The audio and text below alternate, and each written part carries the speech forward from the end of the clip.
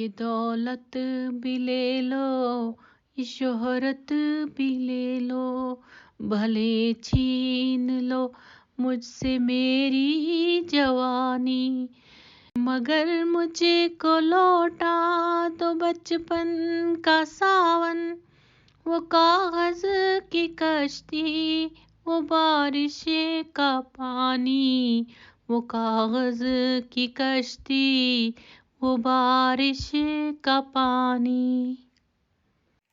My dear kids, Assalamu alaikum. Hope you all are doing well. I am also good, but a bit sad due to today's lesson because I am missing my childhood days when I used to float paper boats down on the rainy water. बच्चों, जो चीज चली जाती है वो कभी लौट कर नहीं आती, जैसे कि बचपन. जो गजल अभी आपके सामने मैंने गाई वो इसी के रिलेटेड है. वक्त कभी लौट कर वापस नहीं आता, क्योंकि आप भी इसी बचपन के दौर से गुजर रहे हैं. इसको अच्छे से एंजॉय करें, क्योंकि ये वक्त के साथ निकल जाएगा और आपको बड़ा बनाकर ही रहेगा. आपके अच्छे फ्यूचर की उम्मीद रखकर मैं अपना टॉपिक अनाउंस करने जा रही हूं, जिसका नाम है paper boats.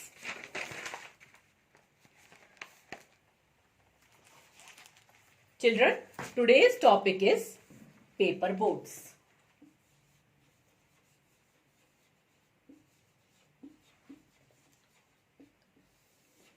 Written by Rabindranath Tagore. Rabindranath Tagore ने ये पोएम लिखी है जिसका नाम पेपर बोट्स है. पेपर बोट्स क्या होता है? आपने अभी अभी जो गजल मैंने गाई थी उसी में आपने सुना होगा कागज की कश्ती. पेपर बोट्स को हम कागज की कश्ती भी कहते हैं. Day by day I float my paper boats one by one down the running stream. In big black letters, I write my name on them and name of the village where I live. I hope that someone in some strange land will find them and know who I am. I load my little boats with showy flowers from our garden and hope that these blooms of the dawn will be carried safely to land in the night. I launch my paper boats and look up into the sky and see the little clouds setting their white, bulging sails. I know not what playmate of mine in the sky sends them down the air to race with my boats.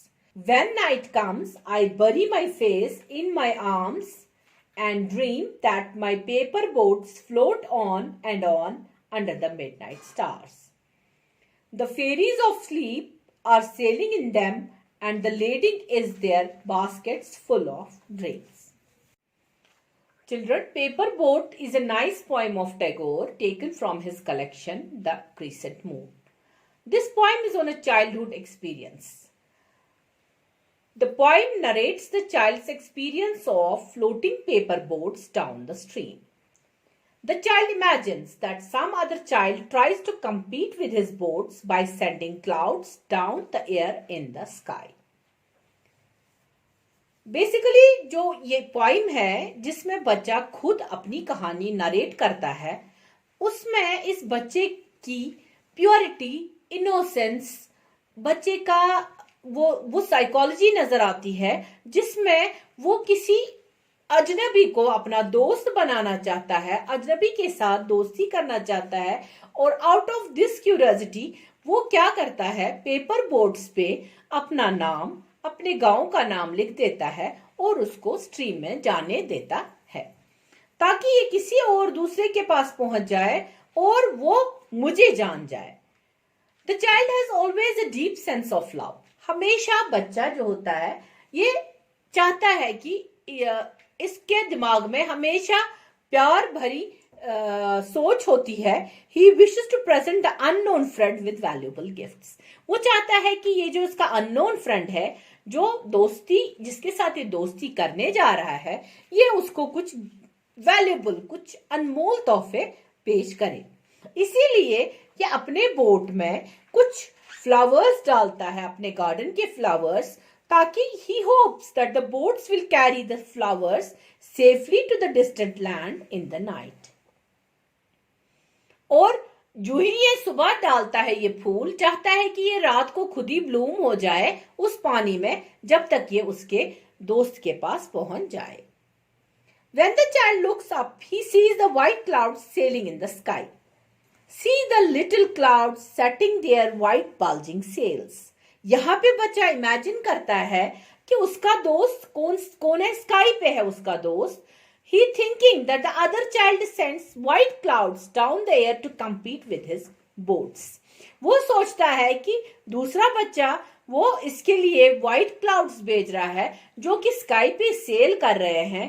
और ये कौन होता है, ये होता है इसका playmate. ये चाहता है कि ये यहां से इसको कागज की कश्ती पेपर बोट भेज रहा है और वहां से क्या बच्चा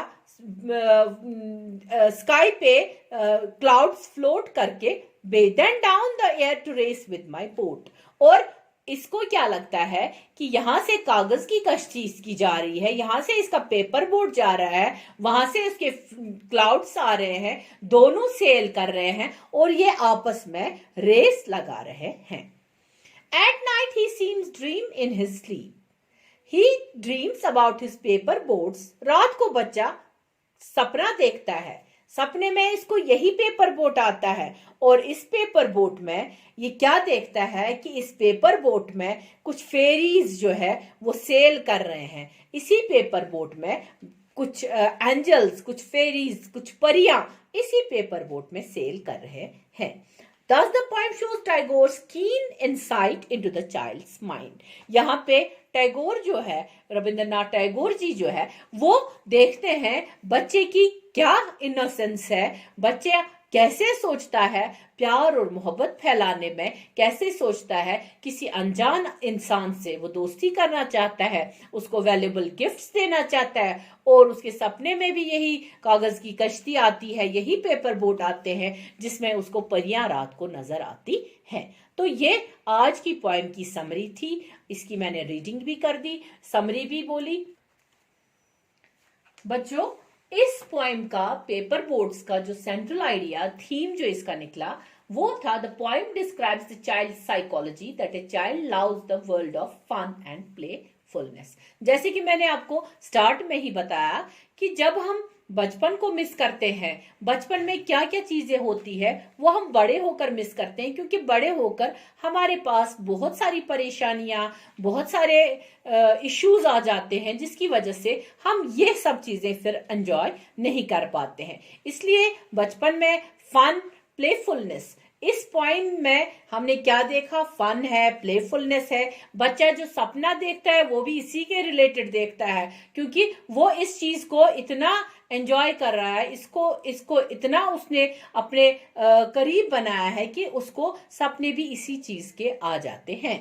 तो बड़े होकर, जैसे मैं आपकी टीचर बड़े होकर क्या कर रही हूँ, अपने बचपन के बारे में सोचती हूँ कि हम भी कैसे बचपन में क्या क्या खेल खेलते थे और तब हमें कोई भी परेशानी नहीं होती थी, कोई भी इश्यूज नहीं होते थे, जिसकी वजह से हम एंजॉय कर रहे होते हैं. और फ्रेंडशिप होती है, बचपना होता है, इनोसेंस होती है. तो इसमें फन और प्लेफुलनेस के सिवा हमें और कुछ भी नजर नहीं आता है. तो ये पोएम जो थी, जो रविंद्रनाथ टैगोर ने हमारे सामने पेपर बोट्स की पोएम दी, इसमें सिर्फ और सिर्फ फन और प्लेफुलनेस की बात बताई है जो बच्चा अपने बचपन में ही सिर्फ एंजॉय कर सकता है. इसलिए अपने बचपन को खुलकर जियो और खुलकर ये सब चीजें करो जो आप बड़े होकर नहीं कर सकते हैं.